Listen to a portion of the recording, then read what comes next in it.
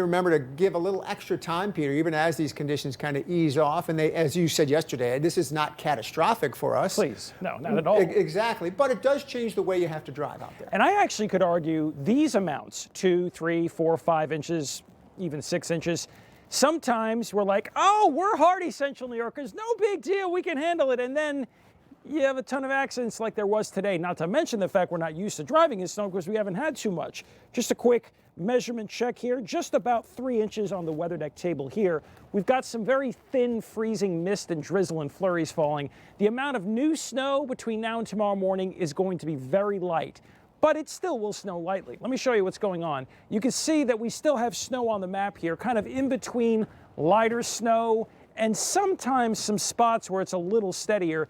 For instance, if you see there by Casanova and Chittenango and Fenner, also towards and northwest of Western and Oneida County there, some purples there showing you that sometimes it does get a little stronger. Between now and tomorrow morning, you'll notice this on the Futurecast that a lot of the strongest dark blue on the map right in here, at least until we get to tomorrow morning, is north of Oneida Lake, which means probably a little more there north of Route 31 than, let's say, everyone else. But we're not talking about a ton of snow for sure.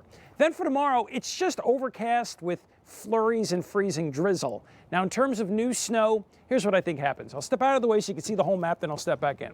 Most spots in Central New York between now and tomorrow morning probably wind up with another inch or so. If you're in the light blue, an inch is likely, you might get 2. If you're in the gray, you get anywhere from an inch or less. If you're in this darker blue area, Utica, Rome, or especially Rome northward, that's the best chance of getting 3 to 4 inches. So extremely manageable snow, not the snowfall intense rate we saw for a couple of hours this afternoon. Then what's next? A north by northwest wind Wednesday night will likely bring a spray of snow showers. During this 12-hour period, many spots get an inch or 2. A few select spots might get 4 or 5. Obviously, 3 inches is in there too. But here's the thing about Thursday. That begins our coldest segment of our forecast we've seen this season. We start in the teens and go nowhere. Staying in the teens all day, wind chill near 0 to +5. But not a lot of snow during the day Thursday. Watch what happens here. See Georgian Bay and Lake Huron. Watch what happens Thursday night. It throws moisture into the Lake Ontario band. And for a while, parts of Western New York, the Finger Lakes, and Central New York increase with the snow intensity. But look at the temperature. Single digits, that's a problem.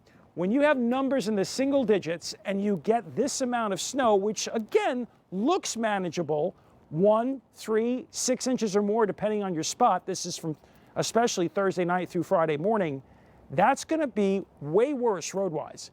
It's going to take several passes of the plows to put enough salt on the roads for the roads to be manageable.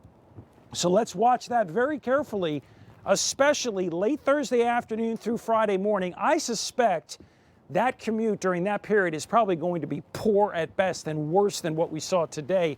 Now take a look at those numbers. They're not record-setting, but they're the coldest of the season. Stanley Law Skywatch looking outside with a Destiny USA camera. Well, traffic moving well on Solar Street, Hiawatha Boulevard as well. Back inside.